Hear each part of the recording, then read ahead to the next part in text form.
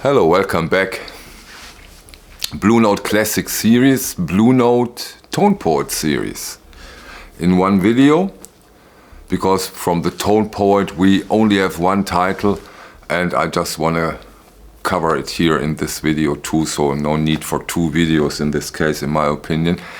And before we start, let's get into two older titles I also didn't cover in a video, but as those are also titles for a playlist where I cover all the series titles, I just want to mention and show them briefly so that the list, in a way, the video list stays complete.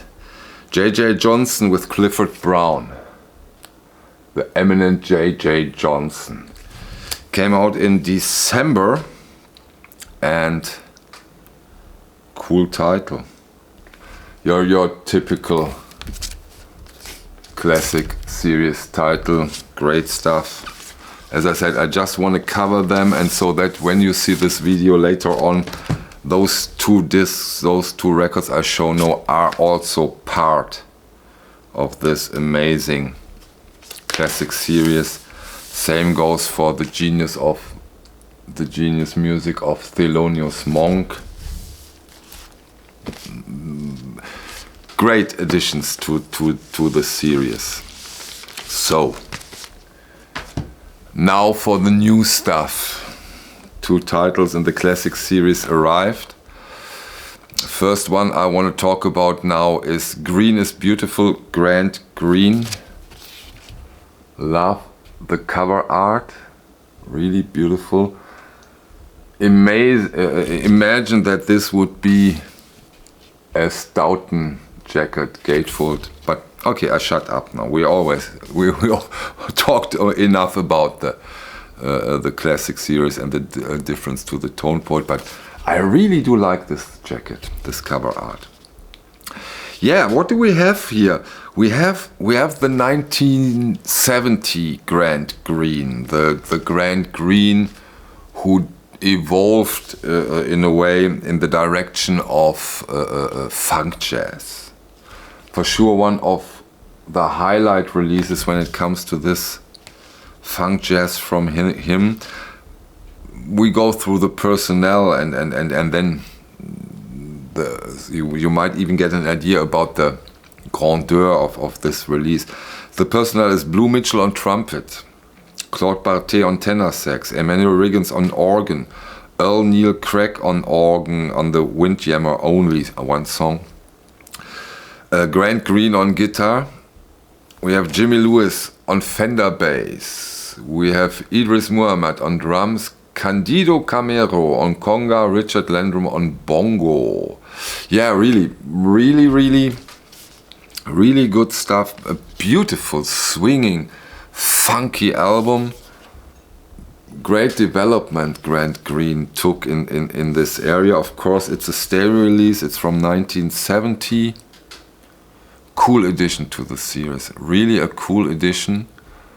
And yeah, he even gets into stuff from James Brown, Ain't It Funky Now, or A Day in the Life, Lennon-McCartney.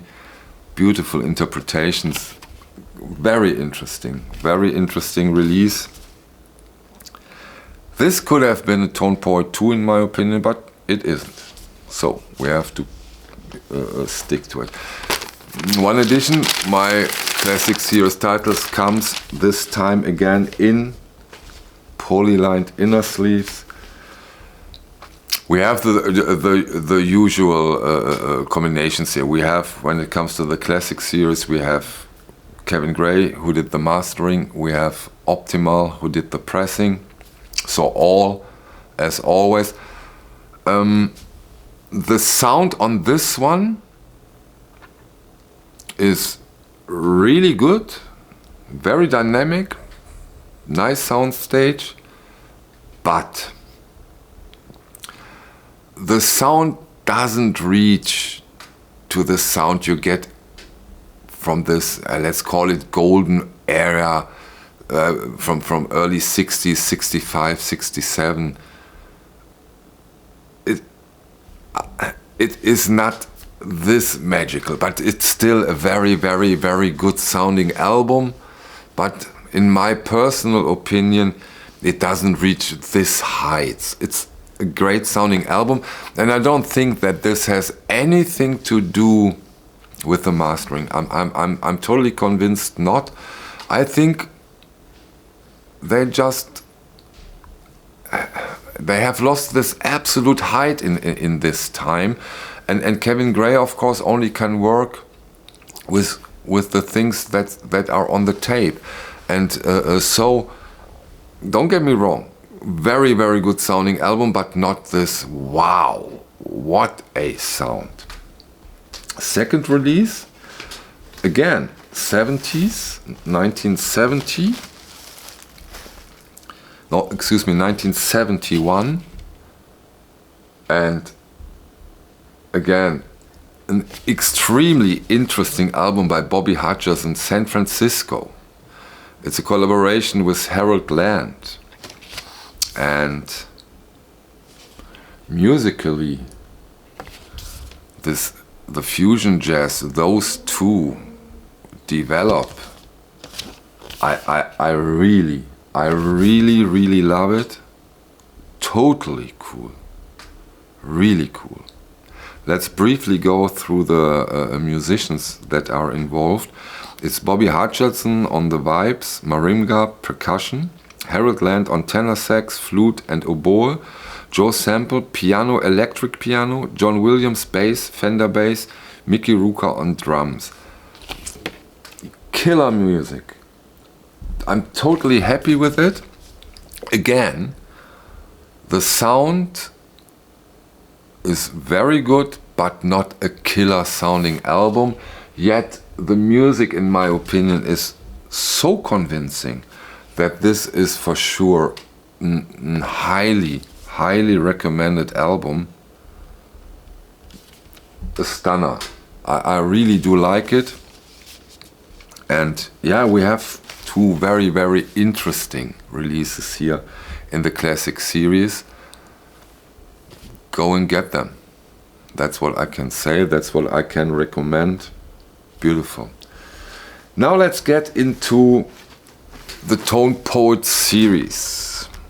New batch announced, and very interesting titles in my opinion. And I got asked quite often in the last week or 1.5 weeks, oh, what do you think about the new Tone Poet batch? And yeah, and I said, you know, those batches are in a way very, very good structured and very coherent. The batches are quite similar, and I like that.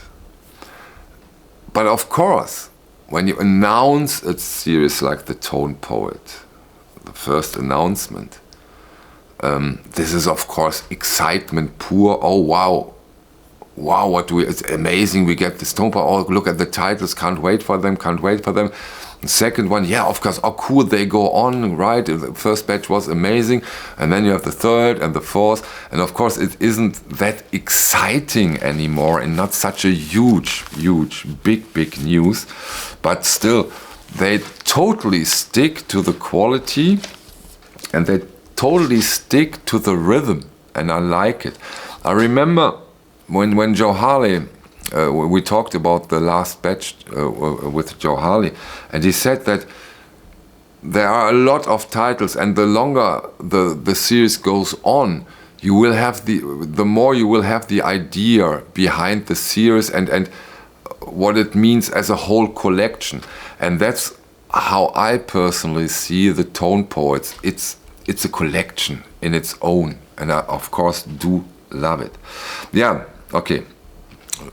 Now let's go. Excuse me. Now let's go into the release Scolohofo. An amazing, beautiful Stoughton gatefold jacket. This jacket is a killer. I don't know I'm not sure that the whole quality and the whole beauty of it comes through an YouTube video. But if you have this release already, the jacket is, wow, it's a stunner. Really, really cool. The original release was in 2002, and we have a first release on vinyl. It's a double album. Those are 2 records. And we have an all-star cast. We have Joe Lovano on tenor and soprano sax. We have John Scofield on guitar, Dave Holland on bass, and Al Foster on drums. So, it sounds fantastic. Everything you wish for, everything you need. The only question I ask myself as a non-musician, and this is now really, really important, as a non-musician, just a music listener, what happened between 2002 and, let's say, 1968? Nothing? Because, yeah, this is great music, but I have heard this so often in a way. But that's probably because I don't understand every detail, and I can imagine a musician can now explain, oh Michael, here, listen to this is very special. The overall craftsmanship, you really get that immediately. The craftsmanship of this music is a stunner. The overall sound, beautiful. The quality of the release, the pressing, the dead flat vinyl, again Kevin Gray, again RTI, Stoughton jacket, the whole package is amazing.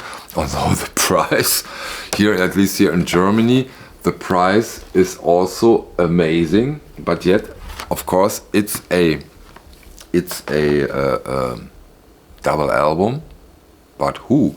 Yeah, that's my mixed impression of the first Tone Poet in the new batch, but we have had that in the last Tone Poets batch too, that I wasn't that fond of the very first edition of it. So, and then we got killer releases. So let's take it as a good sign. This one I get, of course, because I want to have the Tone Poets complete, and this belongs into the Tone Poets series, and I understand why they do it. And yeah, of course, the great part also is that we have it here for the first time on vinyl.